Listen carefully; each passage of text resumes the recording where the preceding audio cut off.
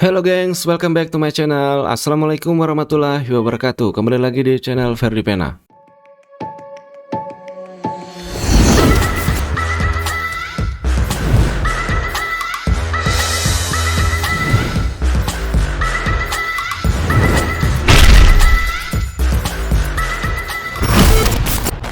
Nah, di siang hari ini kembali lagi kita akan mengulas detail mengenai candlestick technical analysis yang ini benar-benar bikin kita penasaran karena ada banyak banget wilayah yang bisa kita pelajari di candlestick ini ya. Sampai hari ini pun dia tuh nggak pernah habis. Penasarannya tuh selalu ada. Kenapa seperti ini, kenapa seperti itu. Gua akan ulangi lagi bagaimana cara mengambil indikasi bahwa signal yang kita temukan atau signal yang sudah kita analisa dan kita mendapatkan arah harga dari candlestick tersebut benar-benar akan terjadi. Ada banyak metode analisisnya. Sebelumnya kita masuk dulu ke CoinMarketCap. Lagi-lagi di sini gua akan masuk ke Bitcoin ya. Nah, di video ini gue belum akan bagikan di mana sih wilayah tempat gue mengambil signalnya. Tapi di sini kita akan berbicara bagaimana jenis indikasi dan konfirmasi berdasarkan pembukaan dan penutupan harga dari candlestick dan support level dan resistance level. Hal yang pertama yang harus kalian ketahui ketika kalian mendapatkan signal penurunan, maka pembukaan harga pada candlestick bearish atau candlestick merah itu harus lebih tinggi daripada penutupan bullish. Dan itu kita analisa di time frame yang besar nanti. Nanti kita akan analisa di time frame 1 hari sampai 1 bulan ya. Nah, di sini yang akan kita analisa nanti untuk mengukur tingkat ketinggian dan kerendahan harga, pembukaan harga dan penutupannya.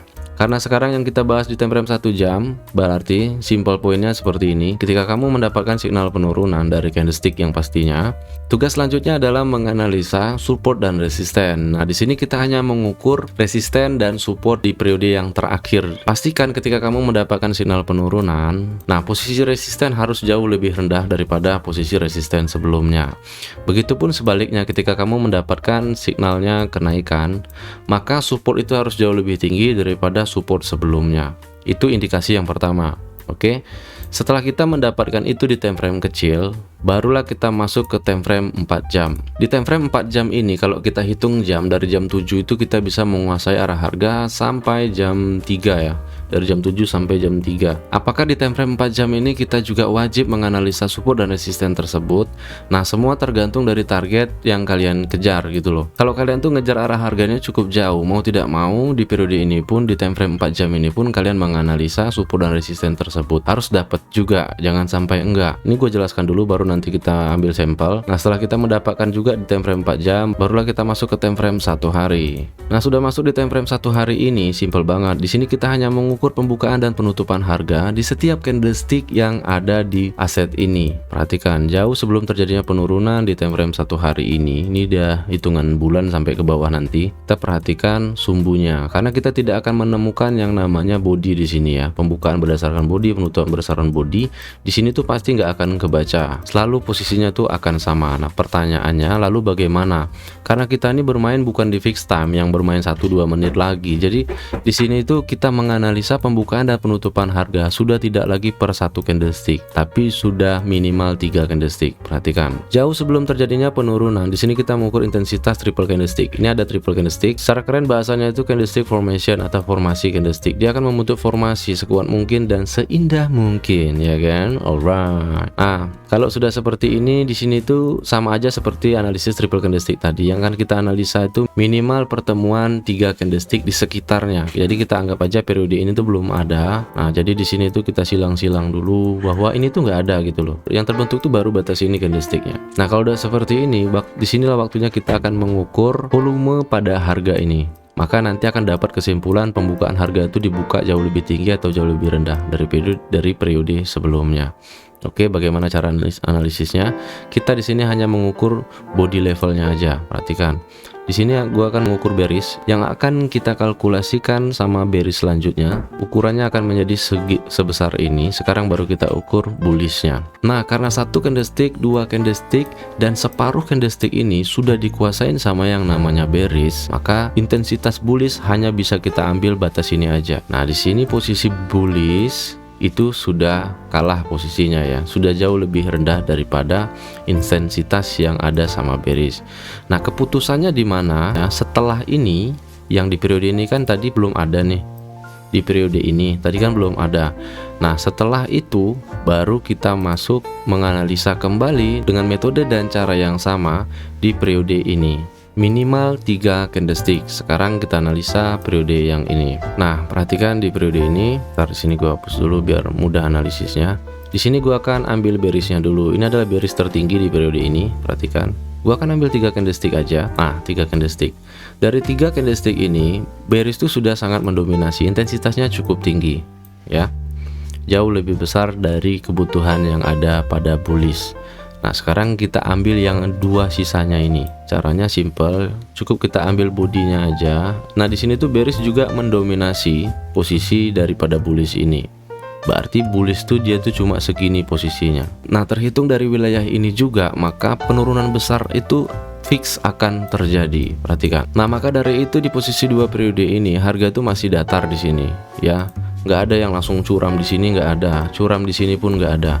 Posisi harga di sini benar-benar datar posisinya. Sudah ada upaya naik, kemudian ke-reject lagi, seterusnya seperti itu. Turun pun ke-reject juga di situ. Karena apa? Posisi di sini itu belum ada kepastian dari kedua mempelai ini. Nah, setelah posisi kedua periode ini itu sudah dapat keputusan dari semua transaksi yang ada di dalam ini, maka saat itu terbentuklah hasil dari 2 transaksi di 2 periode tadi.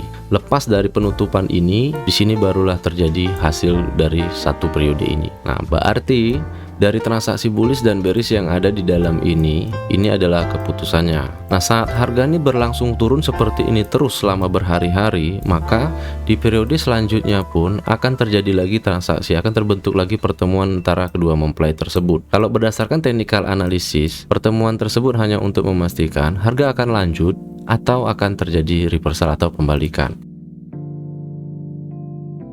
Di mana dan kapan waktunya kita menganalisa dan di mana waktunya kita entry. Itu hal yang paling penting. Ini yang paling bermasalah. Ini adalah periode di mana tempat kita akan menganalisa, mengetahui hasil transaksi dari pertemuan kedua mempelai yang ada di periode ini. Nah, kenapa periodenya itu jadi seperti ini? Ukuran setiap periode itu akan mengikuti histori sebelumnya. Sekarang mari kita kelompokkan periode ini. Periode yang ada di sini akan mengikuti periode histori sebelumnya yang terdekat di periode sebelumnya, ya. Tingkat ketinggian dan kerendahan harga yang ada di periode ini akan mengikuti yang sebelumnya. Nah, di sini nanti dia akan membentuk transaksi lagi. Kita tidak menganalisa ini, ya. Jadi periode yang ini hanya kita ambil untuk mengetahui seberapa jauh transaksi yang sedang berlangsung di 1 kolom periode baru ini. Hanya untuk mengetahui itu aja. Kalau udah tahu itu, maka akan ada hasil lagi nanti dari transaksi kedua mempelai ini. Oke, berarti pertanyaannya, di mana letak signal? Signal itu ada di dalam ini. Di mana letak konfirmasi? Konfirmasi ada di dalam ini. Setelah kedua mempelai ini melakukan transaksi di periode ini, maka akan ada hasil. Cek. Yuk kita cek hasilnya dari 1 periode tersebut. Hasilnya yang terjadi di periode ini, posisi harga tuh lanjut turun sampai ke sini. Nah, dari hasil keputusan inilah di sini tempat kita mengejar perdagangannya. Ya, bukan berarti kita entry saat harga sudah berjalan, bukan itu.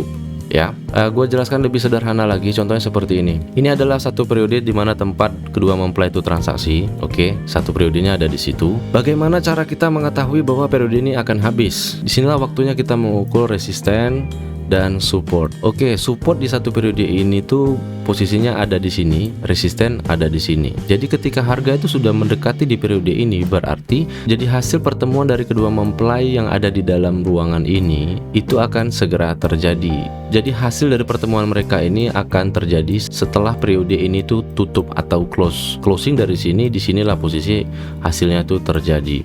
Kemudian seterusnya seperti itu dan dia akan masuk lagi membentuk periode baru lagi. Dan kenapa di sini ada periode lagi? Sudah bisa dipastikan di histori sebelumnya di sini tuh ada juga periode yang sama. Mari setelah itu kita lanjut lagi. Setelah di sini terjadi pertemuan lagi di antara kedua mempelai, maka ini adalah wilayah di mana tempat kita mengambil signal dan mengambil konfirmasi dari hasil transaksi pertemuan antara kedua mempelai yang ada di dalam ini loh. Ya, setelah terjadi tonjok menonjok di dalam ini, nanti ada hasilnya reversal atau terus. Nah, dari penampakan yang sudah terjadi, posisi harga itu terus. Jadi mereka mempunyai keputusan sendiri gitu loh. Secara analoginya seperti itu. Nah, saat ini, hari ini kita sedang berada di periode baru lagi. Apakah pantas untuk kita langsung entry point di wilayah ini? Jangan dulu. Lalu bagaimana? Kita analisis dulu tingkat ketinggian harganya dan kerendahan harganya. Sudah fix belum betul batas ini? Kalau sudah fix betul batas ini, nanti posisi harga itu entah naik sampai ke sini, entah turun sampai ke sini, itu tanda bahwa periode tersebut akan segera berakhir. Apakah dengan sekedar melihat seperti itu aja kita tahu? Enggak. Nah, dari sinilah kita harus mengetahui wilayah titik nol yang ada di dalam kolom ini ya. Wilayah titik nol yang gue maksud di situ, seperti yang gue sampaikan, dalam satu hari ada satu waktu di mana ada satu jam, intinya adalah satu waktu di mana tempat kita bisa mengambil signal. Begitupun di time frame 1 bulan. Di time frame 1 bulan kita hanya mendapatkan satu waktu atau satu tanggal di mana tempat kita bisa mengambil signal tersebut. Berikut konfirmasinya. Nah, dari sini nanti akan ada hasil akhir dari perdebatan kedua mempelai yang ada di dalam ruangan ini. Apa keputusannya kita lihat nanti. Dan keputusan dari periode ini akan kita bahas lagi di video selanjutnya. Next time kita berjumpa lagi dengan cara dan metode analisis yang lebih sederhana lagi. Intinya di channel ini tuh gue akan selalu menyederhanakan metode analisis bicara tentang candlestick technical ini. Jadi sebenarnya di sini tuh cukup sederhana dan cukup simple sebenarnya. Jadi kita hanya perlu mengetahui kapan waktunya kita menganalisa, di mana tempat wilayah kita menganalisa, dan di mana tempat kita mengeksekusi hasil dari analisis yang sudah kita lakukan. Simple banget pokoknya ya. Jos gandos, kemudian buka periode baru lagi. Nah, di sini yang menjadi tanda tanya besar para trader hari ini akan nembak gini atau justru akan melanjutkan perjalanannya menuju ke akar bumi. Alright, ya kan? Thank you banget buat kalian semua yang sudah stay tune di siang hari ini. Jangan lupa kasih like dan kasih komentar yang positif untuk kalian semua. Dan tidak lupa gue ucapkan semoga semua makhluk berbahagia tanpa terkecuali. Oh ya, gue ingatkan kepada kalian semua, khususnya sahabat pena, malam ini kita live streaming khusus untuk pelanggan setia sahabat pena. Jadi buat kalian yang belum berlangganan di channel ini, gak usah lama-lama lagi, klik tombol gabung yang ada di samping tombol subscribe, biar kita bisa sharing setiap waktu. Alright, thank you banget. Assalamualaikum warahmatullahi wabarakatuh.